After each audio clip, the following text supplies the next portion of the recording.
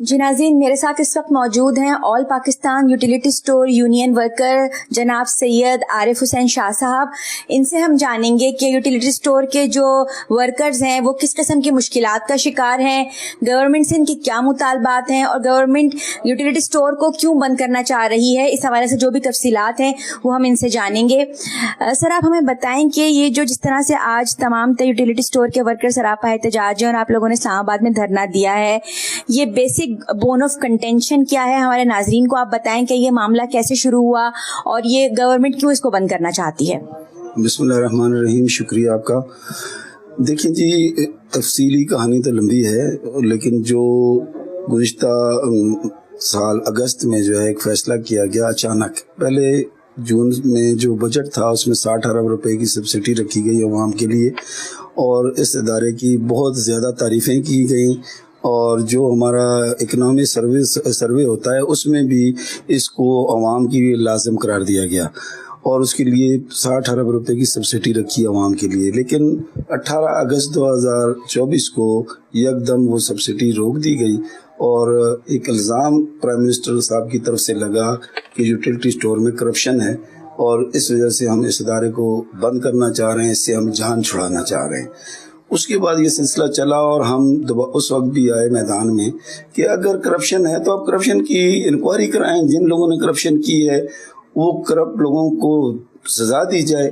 یہ کوئی طریقہ کار نہیں ہے کہ آپ کرپشن کا الزام لگا کے ایک ایسے ادارے کو بند کر دیں جو ملک کی سوشل سیفٹی نیٹ کا کردار ادا کرتا ہے۔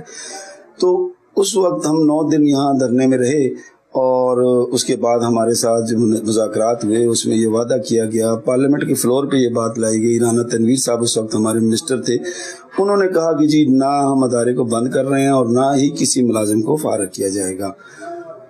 اس چیز پر، اس وعدے پر ہم نے 9 دن کا دھرنا ختم کیا کہ ٹھیک ہے یہ ادارہ چلے گا، لیکن وہ منافقت تھی کے دلوں میں۔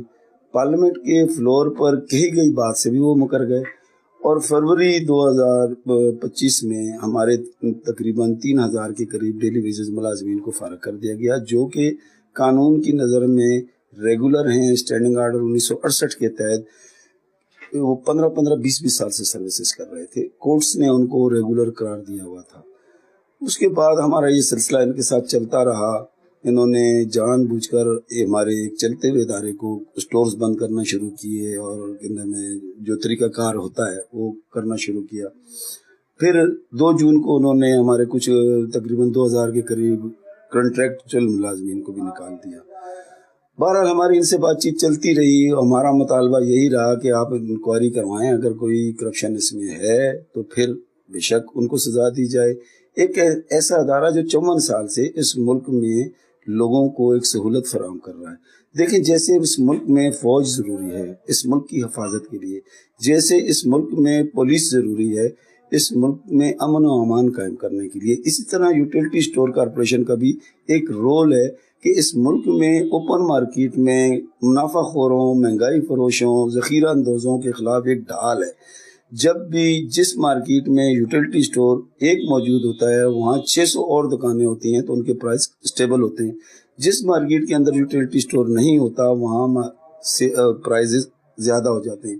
اس کی چھوٹی سی اگزامپل آپ کو میں دوں کہ جب سے یوٹیلیٹی اسٹور کو جان بوجھ کر اس کو کرٹیسائز کر کے اس کے اوپر مختلف قسم کے بے بنیاد الزامات لگا کے اس کو کمزور کیا گیا، اس کے آپریشنز کو مفلوج کیا گیا، اس کے بعد چینی کے ریٹس آپ کو معلومات ہیں۔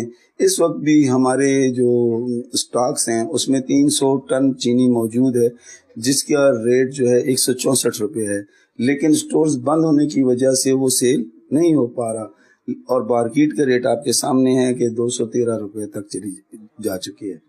ہم یہ سمجھتے ہیں کہ جو کرپشن ایک بہانہ ہے، مین چیز جو ہے اس اوپن مارکیٹ پر اپنی اجارہ داری قائم کرنے کے لیے چند صنعت کار سیاستدان اس ادارے کو بند کرنا چاہتے ہیں تاکہ وہ اپنی مرضی کے ریٹ اوپن مارکیٹ میں لے کر آئیں اور اس کا فائدہ اٹھائیں۔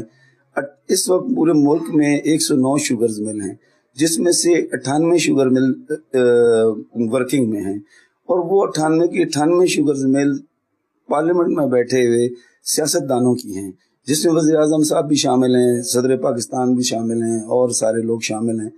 تو چینی کا ریٹ یوٹیلٹی کو ایک دم بند کر کے اس کا فائدہ لیا گیا. جبکہ دیکھیں جب بھی ملک میں بحرانی کیفیت آئی, چاہے وہ چینی کی آئے, چاہے شوگر کی آئے, چاہے گھی کی آئے, یہاں تک کہ ایک یوریا کھاد کی آئی بحران آیا, تب بھی یوٹیلٹی سٹور کو استعمال کیا گیا. جبکہ یوریا کھاد ہمارے بیچنے والے آئٹم میں شامل نہیں تھا, لیکن حکومت نے یہ ٹول موجود تھا, ہر کریا بازار یہ تھا, تو اس کا فائدہ اٹھایا اور کھاد سستے داموں لوگوں کو دی گئی. آٹے کا بحران جب آتا ہے آپ لوگ اس کو کور بھی کرتے ہیں, یوٹیلٹی سٹور استعمال ہوتا ہے. اس کے علاوہ دیکھیں جی, یہی ادارہ جو ہے واحد ٹول ہے ہمارے ملک میں فوڈ سیکورٹی کے حوالے سے. زلزلے آئے, یوٹیلٹی سٹور فوج کے شانہ بشانہ. سیلاب آئے, یوٹیلٹی سٹور موجود. کرونا تھا, پورے پاکستان سٹک ہوا تھا, یہاں تک کہ ڈاکٹر بھی جو ہے 10-10 فٹ دور بٹھا کے ایک عام مریض کو دیکھا کرتے تھے. یوٹیلٹی سٹور کے ٹائمنگ بڑھائے گئے, اس ٹائم میں 18 گھنٹے لوگوں نے ڈیوٹیاں کی. اور ظاہر ہے کہ جب پیسے کا لین دین ہوتا ہے تو اس کے ذریعے, اور ہمیں نہ کوئی سینیٹائزر پرووائڈ کیا گیا, نہ ہمیں کوئی ایسا حفاظتی اقدامات کیے گئے, اور ہم نے وہ سروسز لوگوں کو پرووائڈ کی. جہاں تک گورنمنٹ کہتی ہے کہ یہ ادارہ لاس میں ہے, تو 1971 میں شہید ذوالفقار علی بھٹو نے اس ادارے کی بنیاد رکھی تھی, اور اس کے بعد سے آج تک اس ادارے کے آپریشنل اخراجات کے لیے, ہمارے ملازمین کی تنخواہوں کے لیے قومی خزانے سے 1 روپیہ جاری نہیں ہوا. اوپن ہم چیلنج کرتے ہیں, ہمارے ساتھ اقتدار کے ایوانوں میں بیٹھے ہوئے اوپن ڈیبیٹ کریں, ہمیں قائل کریں اس بات پر کہ ان کا کہاں لاس ہوا ہے. رہ گئی جو بات سبسڈی کی ہوتی ہے, تو سبسڈی یہ ہمارا احسان ہوتا ہے کہ گورنمنٹ اپنے گڈ ول کے لیے عوام کو سبسڈی دیتی ہے, اور وہ سبسڈی کے لیے ہمیں سروسز چارجز نہیں دیے جاتے, بلکہ ہم اپنے ہی تنخواہ کے اندر رہتے ہوئے وہ سروسز پرووائڈ کرتے ہیں. بلکہ اس کا فائدہ ہونے کے بجائے یوٹیلٹی سٹور کارپوریشن کے آپریشن کو بہت سے لاسز ہوتے ہیں.